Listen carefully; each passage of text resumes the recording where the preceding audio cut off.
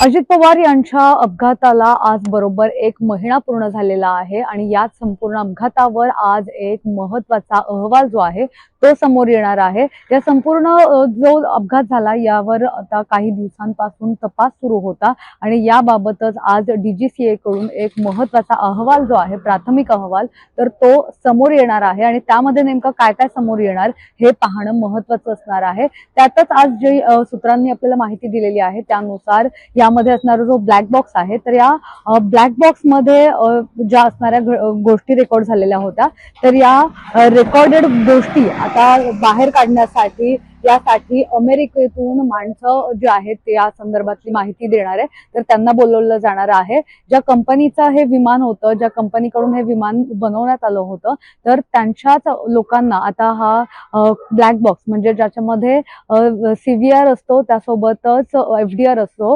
म्हणजेच cockpit voice recorder आणि जे फ्लाइट डेटा रेकॉर्डर असतं, तर यामध्ये जे काही रेकॉर्ड झालेलं होतं, तर या रेकॉर्डेड ज्या गोष्टी आहेत तर त्या तपासण्यासाठी आणि त्या हाताळण्यासाठी आता ज्या कंपनीकडून हे विमान तयार केलेलं गेलेलं आहे, तर त्यांना पुण्यात बोलवलं जाणार आहे आणि त्यांच्याकडून ही सगळी माहिती जी आहे ती घेण्याचा प्रयत्न केला जाणार आहे। याबाबतची जी महत्त्वाची माहिती आहे ती आता आपल्याला काही वेळापूर्वीच आपल्या सूत्रांकडून मिळालेली आहे। आपण बघितलं की जवळपास 1 महिना झालेला आहे आणि 1 महिन्यापर्यंत वेगवेगळ्या गोष्टी या अपघाताबद्दल ज्या आहेत त्या बोलल्या जात होत्या। या अपघातानंतर आता सीआयडी कडून सुद्धा एक महत्त्वाची पत्रकार परिषद घेण्यात आली होती आणि त्यांनी सुद्धा त्यांचे 3 मुद्दे सांगितले होते की कुठल्या 3 मुद्द्यांवर त्यांचा तपास जो आहे तो सुरू असणार आहे, ज्यामध्ये त्यांनी हा घातपात आहे की अपघात आहे याबद्दल सांगितलं होतं। त्यासोबतच क्रिमिनल काही हे असू शकतं का याच्यामध्ये हे सुद्धा सांगितलं होतं। असे वेगवेगळे मुद्दे घेतले होते